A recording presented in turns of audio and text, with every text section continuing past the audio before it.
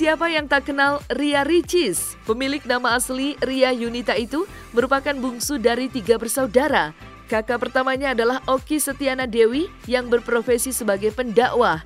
Dan kakak keduanya bernama Shindi Kurnia Putri yang berprofesi sebagai dokter. Perbedaan usia mereka yang tidak terlalu jauh membuat mereka sangat dekat dan kompak.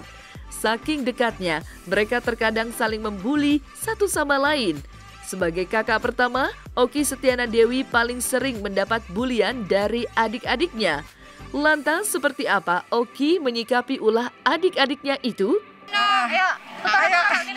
Nyuruh ya bisanya. Gimana? Jadi bahan buat bully kakak-kakaknya. Kalau di YouTube-nya dia sendiri, dia paling sering dibully selalu. Jadi teman-teman akan melihat sisi lainnya Mbak Oki di YouTube-nya Mbak Oki, yang Oki Setiana Dewi Channel. Itu udah paling recehnya Mbak Oki lah. Mungkin ada lapisannya nih. Itu tuh yang itu. Jadi my sisters, I my best friend. Jadi ditanya sahabat saya siapa, mereka ini nih yang mampu membuat saya. Kalau lagi di rumah enggak tuh ada kakak tuh nggak ada, udah sebaya aja kita, udah saling membuli. Nih korbannya. Kan saya bilang kalau orang nanya Oki tuh sahabatnya siapa kan saya kan nggak pernah nongkrong gitu Mbak. Jadi nongkrongnya itu sama adik-adik sendiri. Emang sih pas kita kalau pas ngevlog bertiga di kamar tuh berasa banget kayak aduh sibling itu terharu gitu loh. Kayak temenan. Kita lupa membuli dia di konten dia terakhir. Iya, itu bahagia banget kan. Yang jawab mulu, yang nanya mulu. Banget. Suasananya seneng banget, puas banget. Orang-orang melihat Ustazah Oki di luar berwibawa, menyampaikan kisah-kisah Nabi. Iya. Pas nyampe kamar, tapi kalau udah di kamar tuh bener-bener kayak seumuran gitu. Kita beda 3 tahun. Sahabat lah, mereka tidak hanya sekedar adik, tidak hanya sekedar sahabat, soulmate, belahan jiwa ya. Jadi kita kan tiap hari punya family group ya, tiap hari pasti rame family groupnya, membahas dari hal yang paling nggak penting aja dibahas gitu. Jadi ini soulmate saya lah, belahan jiwa dan belahan jiwa. Dari ketiga bersaudara itu ternyata Ria Ricis lah yang paling berani. Bungsu yang satu ini tidak takut akan hal-hal baru.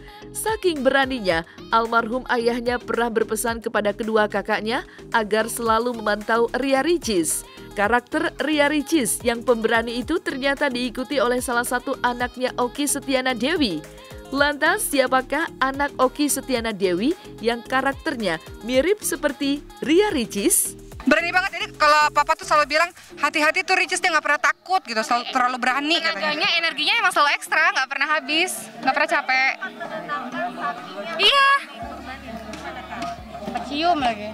Cium ya? Tadi cium. Ada pasti ada rasa sayang ya? Sayang. Tapi kan kita nggak boleh sedih, kata Mbak Oki kan kita nggak boleh sedih. Jadi terharu aja, sedihnya diganti terharu sama sayang gitu. Dan semoga diterima oleh Allah Subhanahu wa taala ya. Amal ibadah ini insyaallah. Taqabbalallahu minna wa minkum. Berani kotor.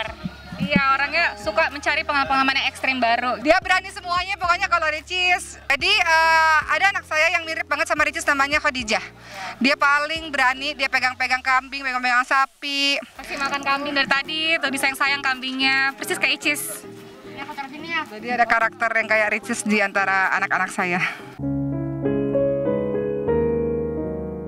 1 bulan lebih sudah ayah Ria Ricis, Sulianto, meninggal dunia. Di momen Hari Raya Idul Adha ini, ketiganya merasakan ada yang hilang.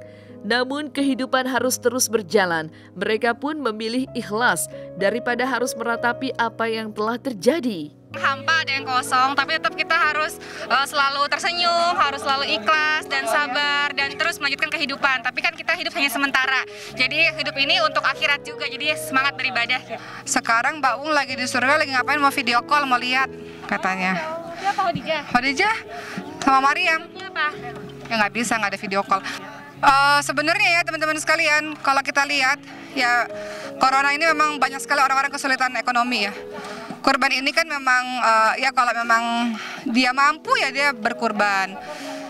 Kalau memang untuk makan sendiri saja susah, tentu harus didahulukan dirinya sendiri dan keluarganya.